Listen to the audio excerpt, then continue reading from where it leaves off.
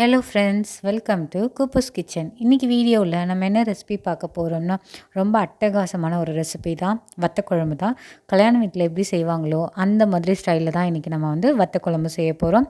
இது ரொம்ப சூப்பராக இருக்கும். இந்த ரெசிபி எப்படி செய்யுதுன்னு பார்க்கறதுக்கு முன்னாடி இது வரைக்கும் நீங்கள் நம்ம சேனலை சப்ஸ்கிரைப் பண்ணாமல் இருந்தீங்கன்னா மறக்காமல் சேனலை சப்ஸ்கிரைப் பண்ணுங்கள், லைக் பண்ணுங்கள், ஷேர் பண்ணுங்கள், கமெண்ட்ஸ் பண்ணுங்கள். மறக்காமல் பெல் நோட்டிஃபிகேஷனை கிளிக் பண்ணுங்கள். அப்போ தான் நம்ம அப்லோட் பண்ணுற வீடியோஸ் உங்களுக்கு உடனுக்குடன் சேரும். அதே போல் நிறைய பேர் நம்ம சேனலை சப்ஸ்கிரைப் பண்ணாமல் பார்க்குறீங்க. மறக்காமல் சப்ஸ்கிரைப் பண்ணிவிடுங்க. வாங்க கிச்சனுக்குள்ளே போல் அந்த ரெசிபி எப்படி செய்யுதுன்னு பார்க்கலாம். ஃபஸ்ட்டு இந்த ரெசிபிக்காக புளி ஊற வச்சுக்கணும். பெரிய எலுமிச்சை சைஸ் அளவு புளி எடுத்துகிட்டு தேவையான அளவு தண்ணி சேர்த்துட்டு நல்லா ஊற வச்சு எடுக்கணும். நான் பார்த்திங்கன்னா பழைய புளி புது புளி 2 காம்பினேஷனில் எடுத்து தான் ஊற வச்சுருக்கேன். இது 50%, அது 50%, ரெண்டுமே ஈக்குவல் அளவில் எடுத்து ஊற வச்சு எடுத்துக்கலாம். அடுத்து நம்ம மசாலாஸ் தயார் பண்ணோம். கேஸ் ஸ்டவ் ஆன் பண்ணிவிட்டு கடாய் வச்சுட்டேன். கடாய் நல்லா சூடானதும் 1 டேபிள் ஸ்பூன் கடலைப்பருப்பு, 1 டேபிள் ஸ்பூன் அளவு உளுந்தம்பருப்பு, 1 டேபிள் ஸ்பூன் அளவு கடுகு சேர்த்துட்டு 1 டேபிள் ஸ்பூன் அளவு சீரகம், 2 டேபிள் ஸ்பூன் அளவு தனியா, 1 டேபிள் ஸ்பூன் அளவு மிளகு, 1/2 டேபிள் ஸ்பூன் அளவு வெந்தயம், 5லேருந்து 6 வரமிளகாய் சேர்த்துக்கலாம். பச்சரிசி 1 டேபிள் ஸ்பூன் அளவு சேர்த்துக்கலாம். இதெல்லாம் தான் மசாலாஸு. இதை நல்லா நம்ம வறுத்து எடுத்துக்கணும். இது பார்த்திங்கன்னா லோ ஃப்ளேம்லேயே வச்சு ஒரு 7 to 8 மினிட்ஸ் அளவு நல்லா வறுத்து எடுத்துக்கணும். இது லோ ஃப்ளேம்லேயே நல்லா வறுத்து எடுத்தோம்னா ஈக்குவலாக வறுப்பட்டு வந்துடும். நல்லா மசாலாஸ் பார்த்திங்கன்னா கமகமன் வாசம் வரும் வறுக்கிறப்பவே. இதுதான் சீக்ரெட் இன்க்ரீடியன்ட். பார்த்திங்கன்னா நம்ம வத்தக்குழம்புக்காக மசாலாஸ் பார்த்திங்கன்னா இது நிறைய பேர் செய்ய மாட்டாங்க. அடுத்து கருவேப்பிலை கொஞ்சமாக ஆட் பண்ணிக்கலாம். இப்போ இதெல்லாம் நல்லா ட்ரை ரோஸ்ட் பண்ணி எடுக்கணும். இதை லோ ஃப்ளேம்லேயே வச்சிங்கன்னா நல்லா வறுப்பட்டு வரும். வறுக்கிறப்பவே நல்லா வாசம் வீட்டில் கமகமன்னு வரும். அவ்வளோ சூப்பராக இருக்கும் இந்த வாசனை பார்த்திங்கன்னா. ஸோ லோ ஃப்ளேம்லேயே வச்சு நல்லா வறுத்து எடுத்தோம்னா பர்ஃபெக்டான மசாலாஸ் தயாராகும்.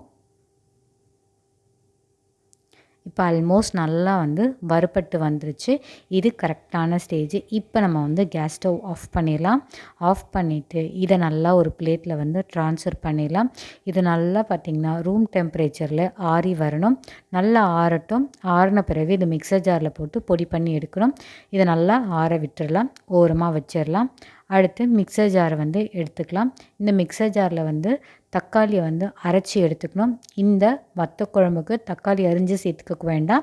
நம்ம அரைச்சி சேர்த்தோம்னா எக்ஸ்ட்ரா ஸ்பெஷலாக இருக்கும். இந்த குழம்புக்கு பார்த்திங்கன்னா 3 தக்காளி எடுத்து நல்லா அலசிட்டு நீராக அரிஞ்சு போட்டு நல்லா மைய அரைச்சி கொண்டு வந்துடலாம். இப்போ அரைச்சதை ஓரமாக வச்சிடலாம். மிக்சர் ஜாரில் நம்ம வறுத்து வச்சுருந்த மசாலாஸ் இருக்குது பார்த்திங்களா, அது எல்லாமே சேர்த்துக்கலாம். இது பார்த்திங்கன்னா சூடாக இருக்க சொல்ல அரைக்கக்கூடாது. நல்லா ஆறின பிறகு தான் மிக்சர் ஜாரில் அரைச்சி எடுக்கலாம். இப்போ லிட்டை போட்டு க்ளோஸ் பண்ணிவிட்டு நல்லா இந்த மசாலா பார்த்திங்கன்னா மைய அரைச்சி கொண்டு வரணும். கொரன்னு அரைக்கக்கூடாது. பாருங்கள், மசாலா பார்த்திங்கன்னா இந்த அளவுக்கு மைய அரைச்சி கொண்டு வந்துடணும். இதுதான் கரெக்டான பக்குவம் இந்த குழம்புக்கு. பார்த்திங்கன்னா இந்த மசாலா நீங்கள் புளிக்குழம்பு, அடுத்து பார்த்திங்கன்னா நீங்கள் காரக்குழம்பு இதை செய்கிறப்போ யூஸ் பண்ணிக்கலாம். இப்போ குழம்பு செய்ய ஆரம்பிக்கலாம். கேஸ் ஸ்டவ் ஆன் பண்ணிவிட்டு பாத்திரம் வச்சுட்டேன். பாத்திரம் நல்லா சூடாகட்டும். சூடான பிறகு நல்லா தாராளமாக நல்லெண்ணெய் சேர்த்துக்கலாம். நான் பார்த்திங்கன்னா 6 டேபிள் ஸ்பூன் அளவு நல்லெண்ணெய் சேர்த்துட்டேன். எண்ணெய் நல்லா காயட்டும். இந்த குழம்பு பார்த்திங்கன்னா நல்லெண்ணெயில் செஞ்சிங்கன்னா ரொம்ப சூப்பராக வரும். எண்ணெய் காஞ்சதும் 1 டேபிள் ஸ்பூன் கடுகு சேர்த்துக்கிட்டேன். 1/2 டேபிள் ஸ்பூன் வெந்தயம் சேர்த்துக்கிட்டேன். கடுகு வெந்தயம் நல்லா பொரிஞ்சு வரட்டும். இந்த ரெசிபி பார்த்திங்கன்னா மீடியம் ஃப்ளேம்லேயே வச்சு செய்யுங்க. அப்போ தான் ஈவனாக குக் ஆகி வரும். இப்போ கடுகு வெந்தயம் நல்லா பொரிஞ்சு வந்துருச்சு. இப்போ நம்ம சின்ன வெங்காயம் சேர்த்துக்கலாம். இந்த ரெசிபிக்காக நான் 1/4 கிலோ அளவு சின்ன வெங்காயம் நல்லா வாஷ் பண்ணிவிட்டு தோல் சீவிட்டு நான் சேர்த்துக்கிறேன். அடுத்து வரமிளகாய் 4 சேர்த்துக்கலாம். கைப்பிடி அளவு கருவேப்பிலை சேர்த்துக்கலாம். இது எண்ணெயிலே நல்லா குக் ஆகணும். இந்த வெங்காயம் பார்த்திங்கன்னா நல்லா வதங்கி வரணும். ஸோ ஈவனாக நல்லா குக் ஆகணும். இந்த வெங்காயம், வரமிளகாய், நம்ம போட்டிருக்க கருவேப்பிலை. அடுத்து பூண்டு சேர்த்துக்கலாம். பூண்டு தாராளமாகவே சேர்த்துக்கோங்க. பூண்டு இந்த ரெசிபிக்காக 10லேருந்து 15 பல் பூண்டு தோல் உரித்து சேர்த்துக்கிட்டேன். இப்போ இது எண்ணெயிலே நல்லா வதங்கி வரணும். நல்லா குக் ஆகும். இந்த எண்ணெயிலே பார்த்திங்கன்னா கொஞ்சம் கொஞ்சமாக கலர் சேஞ்ச் ஆகிறதும் நம்ம கண்கூட பார்க்குறோம். அடுத்து பெருங்காயத்தூள் வந்து 1/4 டேபிள் ஸ்பூன் அளவு வந்து சேர்த்துட்டு இமீடியட்டாக நம்ம வந்து நல்லா கலந்து விட்டுக்கலாம். பெருங்காயம் வந்து சேர்த்துக்கோங்க, ரொம்ப நல்லது உடம்புக்கு. இப்போ பாருங்கள், நமக்கு லைட்டாக கலர் சேஞ்ச் ஆகிறது நல்லா தெரியுது. வெங்காயத்தோட கலரு இன்னும் நல்லா குக் ஆகட்டும். நல்லா குக் ஆகிற கேப்பில் நம்ம வந்து ஊற வச்சுருந்த புளி பார்த்திங்களா, அது நல்லா வந்து கரைச்சி எடுத்துக்கணும். ஸோ ஈக்குவலாக நல்லா வந்து கரைச்சி எடுங்க. இப்போ கரைச்ச புளியை வந்து வடிகட்டி எடுக்கணும். நீங்கள் ஸ்ட்ரெயினர் வச்சு வடிகட்டுறதா இருந்தால் வடிகட்டிக்கோங்க. அப்படி இல்லைன்னா உங்களுக்கு எக்ஸ்பீரியன்ஸ்டாக இருந்தால் நீங்கள் வந்து கையாலே வந்து வடிகட்டி எடுத்துக்கோங்க. நான் வந்து கையாலே வந்து வடிகட்டி எடுத்துக்கிறேன்.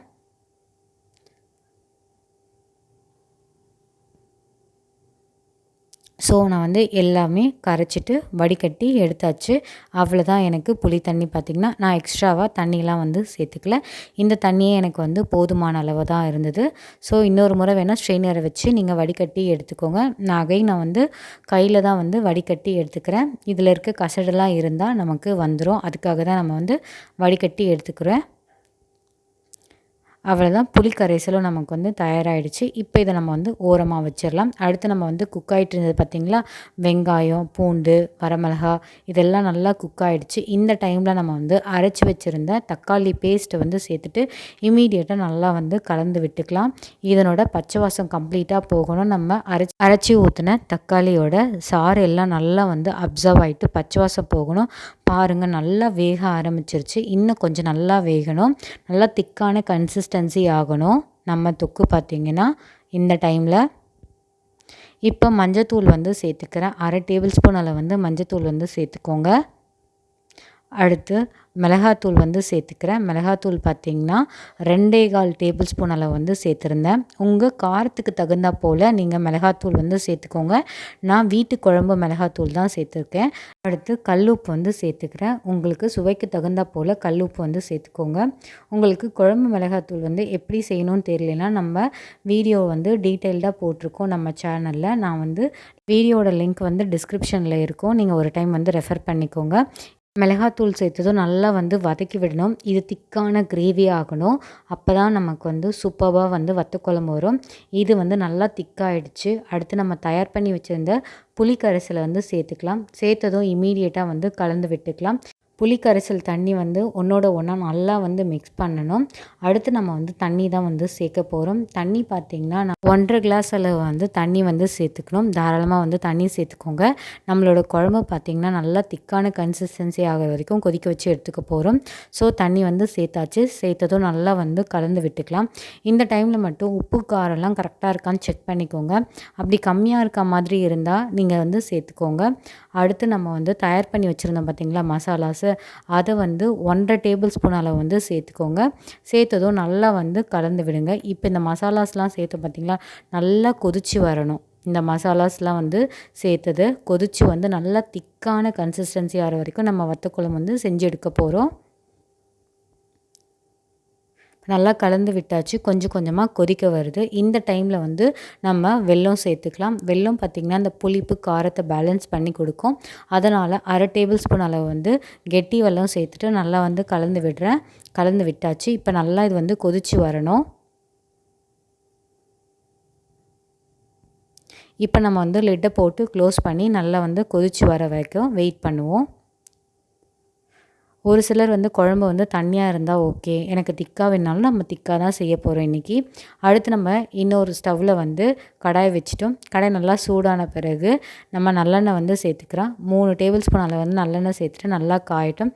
நான் வந்து சுண்டைக்காய் தான் வத்தல் எடுத்து வச்சுருக்கேன். நான் 150 கிராம் அளவு வந்து சுண்டைக்காய் வத்தல் வந்து எண்ணெயிலே நல்லா வந்து வறுத்து எடுக்க போகிறேன். நல்லா வந்து வறுத்து எடுக்கணும். நல்லா மொறுமொறுப்பாக வந்து வறுக்கணும்.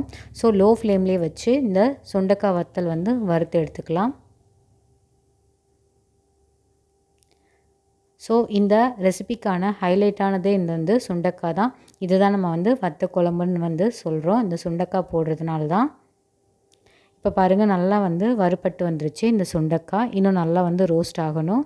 நல்லா மொறுமொறுப்பாக வறுத்து எடுத்தோம்னா ரொம்ப சூப்பராக இருக்கும் நம்ம குழம்புல போட்டு சாப்பிட்றப்போ. இப்போ இது நல்லா வந்து வறுபட்டு வந்துருச்சு. இப்போ கேஸ் ஸ்டவ் வந்து ஆஃப் பண்ணிடலாம். இப்போ இதை நம்ம வந்து ஓரமாக வச்சிடலாம். நம்ம குழம்பு கொதிச்சு வந்த பிறகு கடைசியாக தான் நம்ம இந்த சுண்டக்காய் வத்தல் வந்து சேர்க்க போகிறோம். இப்போ இன்னொரு சைடில் வந்து குழம்பு நல்லா வந்து கொதிச்சு வருது. இடையிடையில் நம்ம இந்த மாதிரி வந்து கலந்து விட்டுக்கலாம் குழம்பை பார்த்திங்கன்னா. அப்போ தான் நமக்கு அடி பிடிக்காமல் இருக்கும். குழம்பு இன்னும் நல்லா திக்கான கன்சிஸ்டன்சி ஆகணும். நான் இன்றைக்கி பார்த்திங்கன்னா திக்காக தான் செஞ்சுருக்கேன். உங்களுக்கு தண்ணியாக வேணும்னா நீங்கள் வந்து தண்ணியாக இருக்கிறப்பவே நீங்கள் சுண்டக்காய் வத்தல் வந்து சேர்த்துக்கோங்க. இப்போ அகைன் லிட்டை போட்டு க்ளோஸ் பண்ணி நல்லா வெந்து வரட்டும். பாருங்கள், ஆல்மோஸ்ட் வந்து நல்லா கொஞ்சம் திக்கான கன்சிஸ்டன்சி ஆகிடுச்சு. இன்னும் நல்லா கொதிச்சு வரட்டும். நம்ம ஊற்றின எண்ணெய் எல்லாமே மேலே பார்த்திங்களா நல்லா ஸ்ப்ரெட் ஆகி வந்துருச்சு. நல்லா கிரேவியும் திக்காக ஆகிடுச்சு. கரெக்டான ஸ்டேஜில் இருக்குது. இன்னும் கொஞ்சம் நேரம் நல்லா கொதிச்சு வரட்டும். இப்போ இது கரெக்டான ஸ்டேஜு. இந்த டைமில் நம்ம வந்து ஆல்ரெடி வறுத்து வச்சுருந்தோம் பார்த்திங்களா, அதை நம்ம வந்து எடுத்து ஊற்ற போகிறோம். சுண்டைக்காவை வந்து வறுத்து வச்சுருந்ததை வந்து குழம்புல வந்து சேர்த்துக்கலாம். சுண்டைக்காய் வறுத்ததை வந்து சேர்த்துட்டு ஒரு 2 நிமிஷம் நல்லா வந்து கொதித்து வந்தால் போதும். நல்லா வந்து கலந்து விட்டுக்கலாம். ரொம்ப நேரம் இதை வந்து கொதிக்க விடக்கூடாது. கசப்புத்தன்மை வந்து ஜாஸ்தியாயிரும். சுண்டைக்காவை சேர்த்ததும் நம்ம 2 மினிட்ஸ் நல்லா வந்து கலந்து விட்டு கொதிக்க வச்சு எடுத்தோம்னா வத்த குழம்பு வந்து தயாராகிடும். வீடு நல்லா கம கமன்னு வாசம் வரும் இந்த வத்த குழம்பு செய்கிறப்போ. இப்போ நல்லா வந்து கொதிச்சு வந்துருச்சு. கரெக்டான ஸ்டேஜு. ஃபைனலாக ஹைலைட்டான ஒரு டச் தான் இந்த நல்லெண்ணெய் வந்து 1 டேபிள் ஸ்பூன் அளவு வந்து சேர்த்துக்கிறது. அடுத்து கைப்பிடி அளவு வந்து கருவேப்பிலை வந்து சேர்த்துக்கலாம். சேர்த்ததும் நல்லா வந்து கலந்து விட்டுக்கலாம். அவ்வளோதாங்க. ரொம்ப டேஸ்டியான சூப்பர்பான கல்யாண வீட்டு வத்த குழம்பு தான் இன்றைக்கி வீடியோவில் டீட்டெயில்டாக ஸ்டெப் பை ஸ்டெப்பாக பார்த்தோம். நான் சொன்ன மாதிரி நீங்கள் வந்து செஞ்சு பாருங்கள். உங்களுக்கு பர்ஃபெக்டான வத்த குழம்பு வந்து தயாராகும். இது பார்த்திங்கன்னா 1 வாரத்துலேருந்து 2 வாரம் வரைக்கும் வச்சு சாப்பிடலாம். ரொம்ப சூப்பராக இருக்கும். நம்ம ஏர்டைட் கண்டெய்னரில் போட்டு ஃப்ரிட்ஜில் வச்சிட்டோம்னா எப்போல்லாம் நமக்கு தேவைப்படுதோ குழம்பு இல்லையோ அப்போல்லாம் நம்ம வந்து இந்த சுண்டக்காய் வத்த குழம்பு போட்டு சாப்பிட்டோம்னா ரொம்ப சூப்பராக இருக்கும். நான் குழம்பெல்லாம் எடுத்து ஒரு பவுலில் ட்ரான்ஸ்ஃபர் பண்ணிவிட்டேன். நான் கடாயில் பார்த்திங்கன்னா கொஞ்சமாக வந்து குழம்பு வச்சுட்டு சுட சுட சாதத்தை போட்டு நல்லா பெரட்டி வச்சு நல்லா உருட்டி சாப்பிட்டோம்னா ரொம்ப சூப்பராக இருந்தது. கட்டாயம் ஒரு முறை இந்த ரெசிபியை நீங்கள் வந்து வீட்டில் செஞ்சு பாருங்கள். செஞ்சு பார்த்துட்டு எப்படி இருக்குன்றதை மறக்காமல் கமெண்ட்ஸில் தெரியப்படுத்துங்க. இந்த ரெசிபி உங்களுக்கு பிடிச்சிருந்தா மறக்காமல் சேனலை சப்ஸ்கிரைப் பண்ணிவிட்டு சப்போர்ட் பண்ணுங்கள். அதே போல் உங்களோட ஃப்ரெண்ட்ஸ்க்கு வந்து எப்படி வத்த குழம்பு செய்ய தெரியலன்ற ஃப்ரெண்ட்ஸ்க்கு வந்து இந்த வீடியோ வந்து ஷேர் பண்ணுங்கள். இதே போல் வேறு ஒரு டிஃப்ரெண்ட்டான ரெசிபி வீடியோவில் நம்ம சந்திக்கலாம். பாய்.